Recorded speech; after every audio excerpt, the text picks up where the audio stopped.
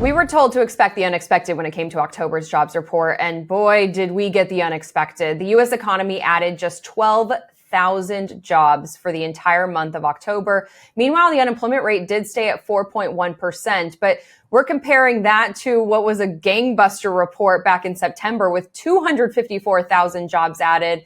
And to get into all of this, I want to bring in my guest right away, Alicia Modestino. She is the research director of the Dukakis Center at Northeastern University and a former senior economist at the Federal Reserve Bank in Boston. And Alicia, our jaws picked up off the floor by now when we just saw this report come out. 12,000 jobs added. This is quite a bit of whiplash.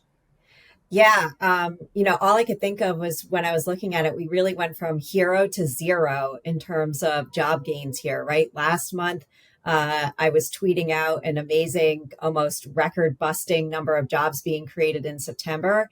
And now we're essentially running in place, right? With just 12,000 jobs created. It was shocking. I don't think anyone was expecting this. Obviously, the expectations were somewhere around 90,000 to 110,000 jobs being created. We all expected it would be a little bit low because of hurricanes and strikes and things like that we've seen, but no one called this one, that's for sure.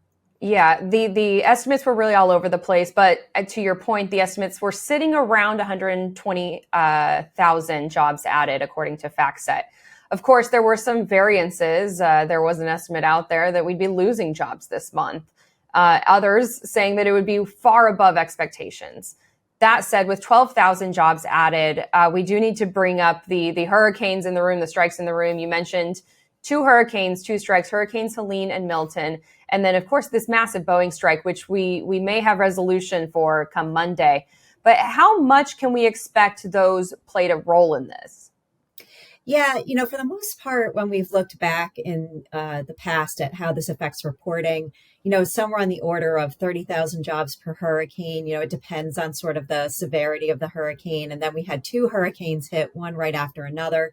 So I think we were expecting it would scrub off, anywhere from 40,000 to upwards of 100,000 jobs in the reporting. So if it is in the 100,000 range, then this report would have been in line with expectations to some degree, and it won't be so shocking. But, that's a big swing. That's a big margin. So the question marks here are really large. And unfortunately, we're just going to have to wait until we can see the numbers.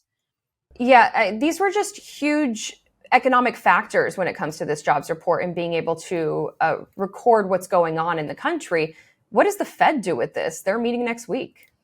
Yeah, the Fed is going to have to rely on a couple things. So one, they can look at things like the inflation report came in at 2.1% inflation over the last 12 months. So that's pretty much back to target. They can look at the GDP numbers that came out, right? So GDP was 2.8%, which is a really healthy growth rate. By all other measures, we have an incredibly healthy economy and really are doing much better than many other countries, especially coming out of COVID, coming out of the pandemic recession. I mean, by all other measures, this looks like an incredibly soft landing, like pretty much as soft as you can get. But this big question mark now about where the jobs report is really, I think, starts to make us question, is it a 25 or is it a 50 basis point cut? Because the market had really been focusing on a 25 basis point cut, thinking, okay, things are going to be, on the steady, and the Fed likes to signal what it's doing, and that's what the market has priced in. But this will definitely cause some motion, I would think, in the markets today. It is going to make it hard for them to put a pulse on it. As we mentioned, the huge report back in September, I'm here right now and seeing that September was revised down by 31,000. So still 223,000 jobs. That's, yeah. I mean, that's still incredible for the pace. It's faster than the pace on average over the past year. We're adding 194,000 jobs a month for the past 12 months. So very strong. And so September still, extremely strong. August was revised down. This is difficult to kind of put a finger on at this point. Yeah, do they have to ignore this report? I think to some extent, again, we've been kind of cautious about looking month to month. Like that's never something that you want to make policy on because the numbers do move up and down. There's reporting issues. And the fact that last month's numbers only got revised down by 30,000 is actually like pretty amazing because that's extremely strong job growth, especially at this point in the cycle where, we're talking about the labor market cooling down. I mean, that's an above average job growth that happened just last month. And I think also, looking at the unemployment insurance claims, right? So first time claims were down again this week. So by all other measures, from what the Fed can see, this is still a strong jobs report, or not jobs report, but a strong job market. And so I don't think that they're going to make a big change based on just this 1 month, but it'll be interesting to see how other pieces of data come in over time to see how that affects them. Unfortunately, I don't think they'll have time to really see anything else before they meet.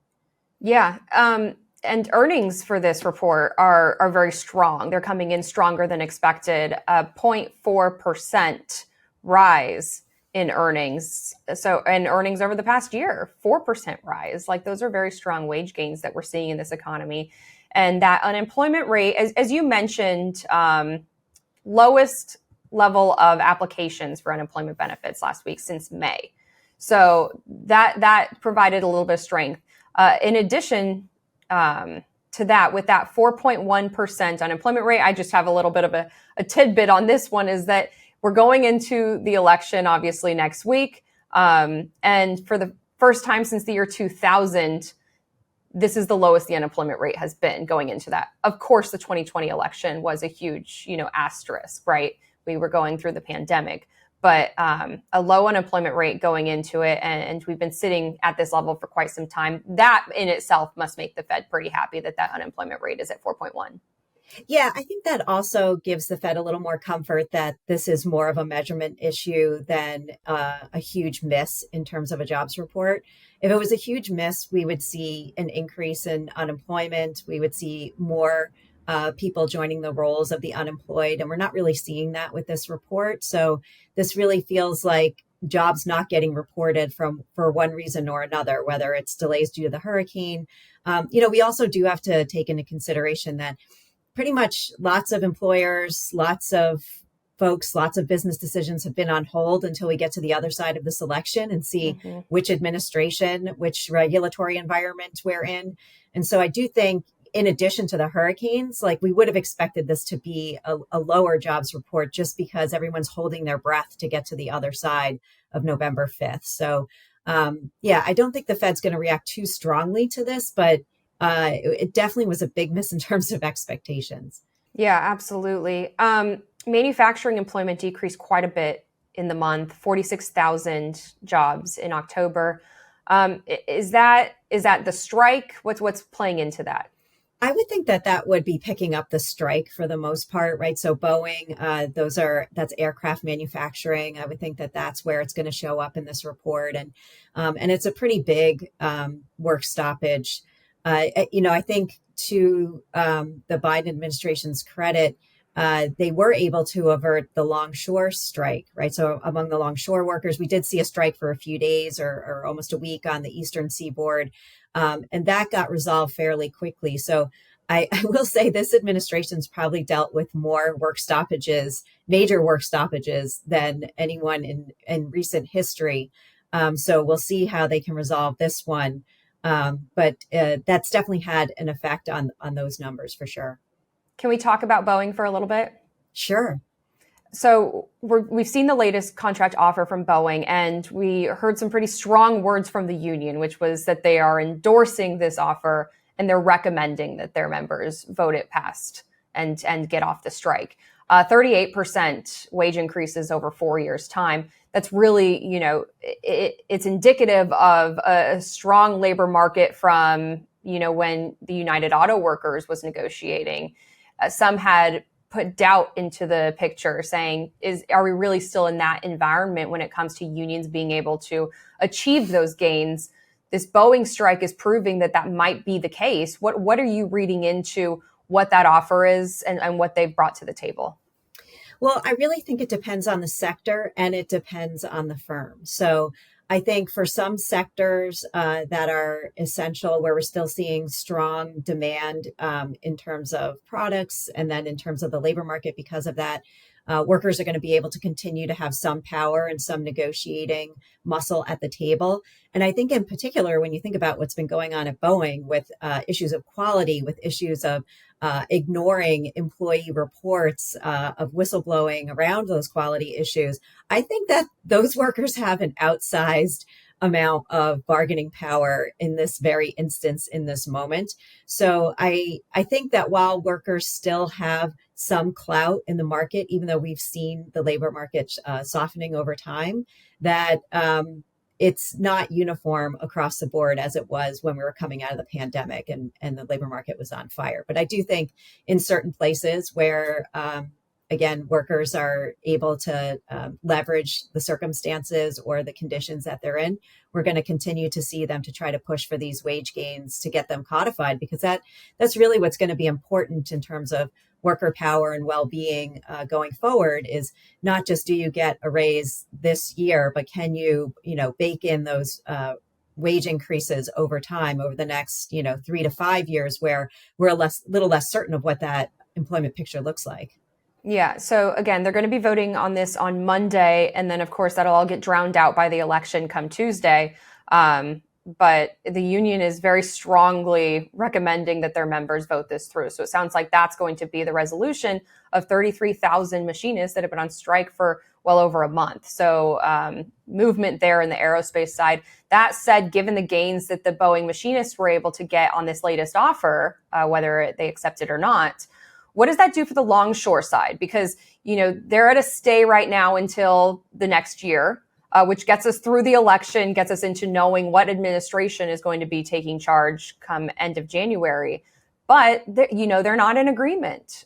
Could we see some trouble come January? Or do you think that that's just a formality at this point, that they're, going to come to an agreement? Well, I think from my read of where they were is that they came to an agreement on the wage increases, but that they had kicked the can down the road in terms of the use of automation in the work that they do, and the ability of companies to be adopting automation and how that happens. So on the one hand, I think that the agreement on the wages maybe was the easier piece of this, and that we're going to see that probably hold, and that'll be the stable part of it. In the meantime, though, I do worry a little bit for that union in particular, that they've now given firms time to think about automation and to research it a little bit more, maybe even put some things in place. And so I think they will be in a weaker position at the bargaining table in January, when we're past the holiday season, when we're past the election, when they've given in on the wage increase, that they will not be able to maybe extract the promises that they wanted around automation and how that affects employment. So I think we will see a lot more friction in January around that issue coming back to the table again. Yeah. To your point, they took a little bit of the pressure out for now. And, maybe it won't be as heightened come the next time they're coming back to the table to talk about all of this. I want to get back to this jobs report. Again, 12,000 jobs added for the month of October, extremely low. And meanwhile, the unemployment rate staying at 4.1%. What's the wrong way to read this? Because I imagine that there's going to be a ton of headlines out there today, a lot of panic. Oh my gosh, the U.S. added 12,000 jobs. We're headed toward a recession. Is that credible? Is that worth worrying about? Yeah, I don't think we're heading towards a recession. I do think that would be the wrong way to read this market, or read this report, in terms of this putting us on a path to destruction, if you will. I'm sure that the Trump campaign will seize on this as, a talking point in the last days coming up to the election. But in general, that's not where the economy is. By all other measures, we are doing much better than the rest of the world on having tamed inflation, on having really strong productivity growth, and again, having an outsized job gain last month, and on average having super strong job gains over the last 12 months. So I would say, looking at this report, I'm sure people are waking up going, is that a typo? Did they miss a zero? But that, in fact, there are some things that we can point to with the hurricanes, with the strikes that do explain this number, even as shocking as the headline is today. Yeah, it's going to make next month all the more interesting. Alicia Modestino, thank you so much for your time today. Thanks for having me.